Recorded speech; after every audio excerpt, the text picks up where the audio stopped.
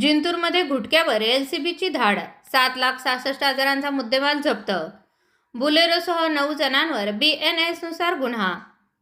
जिंतूरमध्ये स्थानिक गुन्हा शाखेने गुटख्यावर मोठी धाड टाकत प्रतिबंधित जाफरानी जर्दा, सुगंधित पान मसाला आणि बुलेरो वाहन असा तब्बल 7,66,000 रुपयाहून अधिकचा मुद्देमाल जप्त केला.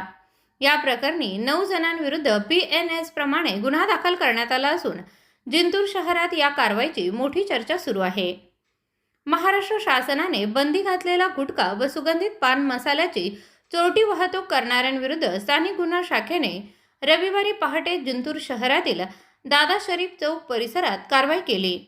संशयित बुलेरो वाहनाची तपासणी केली असता मोठ्या प्रमाणात प्रतिबंधित गुटखा आणि पान मसाला आढळून आला.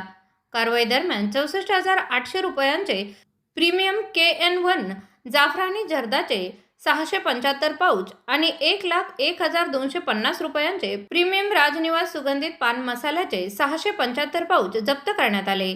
याशिवाय 6 लाख रुपये किमतीची महेंद्र बुलेरो MH29 BC 3256 देखील पोलिसांनी ताब्यात घेतली.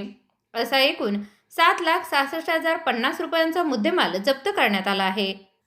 या प्रकरणी सय्यद वसीम, सय्यद मोसीन यांच्यासह अन्य 8 जणांविरुद्ध दाखलपत्र गुन्हा क्रमांक 459/2026 दाखल करण्यात आला आहे.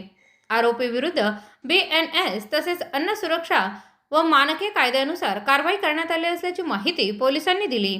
ही कारवाई पोलीस अधीक्षक पंकज कुमावत आणि अप्पर पोलीस अधीक्षक तानाजी चिखले यांच्या मार्गदर्शनाखाली पोलीस निरीक्षक गजेंद्र सरोदे, पोलीस उपनिरीक्षक सवणकर तसेच स्थानिक गुन्हा शाखेच्या पथकाने केली. पुढील तपास सुरू आहे.